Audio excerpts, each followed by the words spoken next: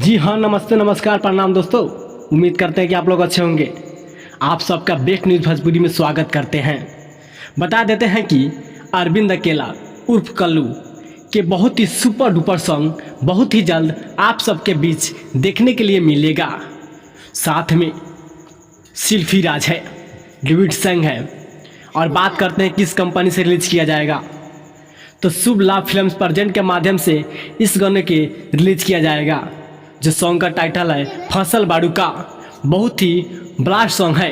फिर से बता देते हैं दोस्त, सॉन्ग का टाइटल है फसल बाड़ू का, आग लगाने वाला सॉन्ग है, बहुत ही सुपर डुपर सॉन्ग है।